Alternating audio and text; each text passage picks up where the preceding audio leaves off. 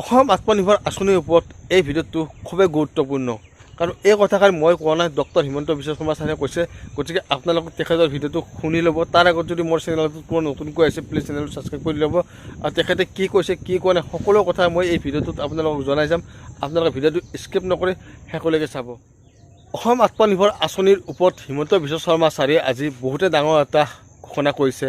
আৰু এই ঘোষণাটো কিনো, অসমৰ যুৱক যুৱতীসকলে ভাবিছে যে এতিয়ালৈকে CMৰ ছাইটটো কিয় অ'পেন হোৱা নাই, আৰু বহুতে চিন্তা কৰি আছিল যে অসম আত্মনিৰ্ভৰ আঁচনিৰ ৱেবছাইটটো অ'পেন হ'বনে নহয়।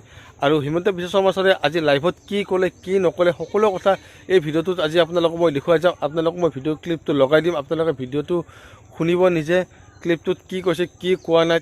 তেখেতে আজি নিজ মুখে কৈছে গণৰাজ্য দিৱসত যিটো নিউজত ছ'চিয়েল মিডিয়াত ভিডিঅ'টো হয়তো চলি আছে, আপোনালোকে কোনটো মিডিয়াত দিছে আপোনালোকে নিশ্চয় ভিডিঅ'টো চাইছে যদি গমেই পাইছে।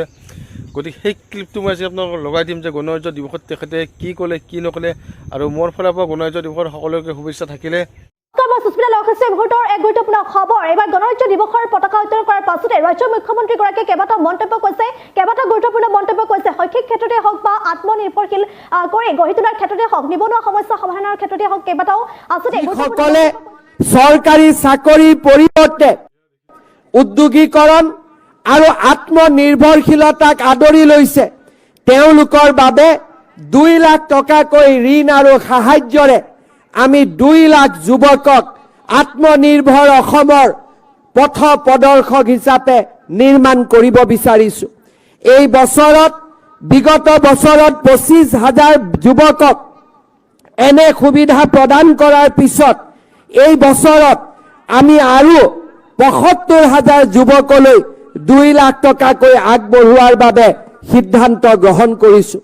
মই আজিৰ গণৰাজ্য দিৱসত থিয় হৈ অসমৰ নতুন যুৱক যুৱতীসকলৰ বাবে নতুনকৈ সুবিধা হোৱাকৈ আমাৰ ৰাজ্যত প্ৰথমবাৰৰ বাবে ভাৰতৰ ভিতৰতে এটা নতুন ডিপাৰ্টমেণ্ট